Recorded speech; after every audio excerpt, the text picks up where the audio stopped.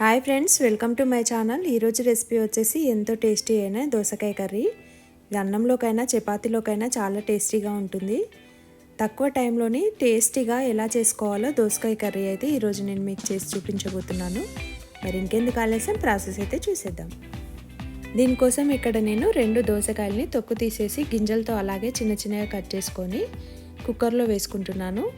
2 లేదా 3 పచ్చిమిర్చి చిన్నగా కట్ చేసుకొని, ఒక ఆనియన్, ఒక టమాటా ముక్కల్ని కూడా వేసుకొని, 1 కప్పు పెరుగు కూడా యాడ్ చేసుకోవాలి. ఇందులోకి 1 టేబుల్ స్పూన్ జీలకర్ర, అదేవిధంగా 2 టేబుల్ స్పూన్ల కారం,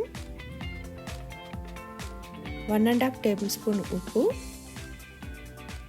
1 టేబుల్ స్పూన్ పసుపు, 1 టేబుల్ స్పూన్ ధనియా పౌడర్, కొన్ని వాటర్ పోసుకొని మొత్తం కలిసేట్టు స్పూన్తో కలుపుకోవాలి.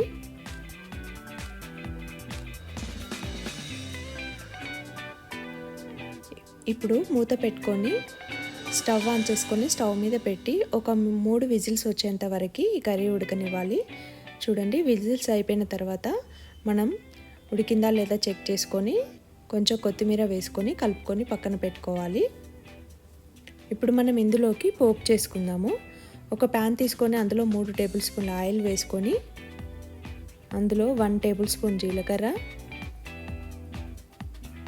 1/2 టేబుల్ స్పూన్ ఆవాలు, 2 లేదా 3 ఎండుమిర్చి,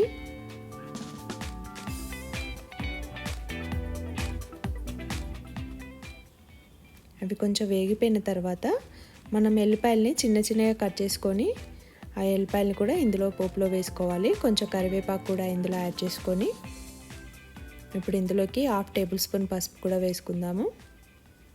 ఇప్పుడు పోపు అయితే రెడీ అయిపోయింది. ఇప్పుడు ఈ పోపు మిశ్రమాన్ని మనం ముందుగానే తయారు చేసుకున్న కర్రీలోకి వేసుకొని కలుపుకున్నట్లయితే ఎంతో టేస్టీ అయిన దోసకాయ కర్రీ అయితే రెడీ అయిపోయింది.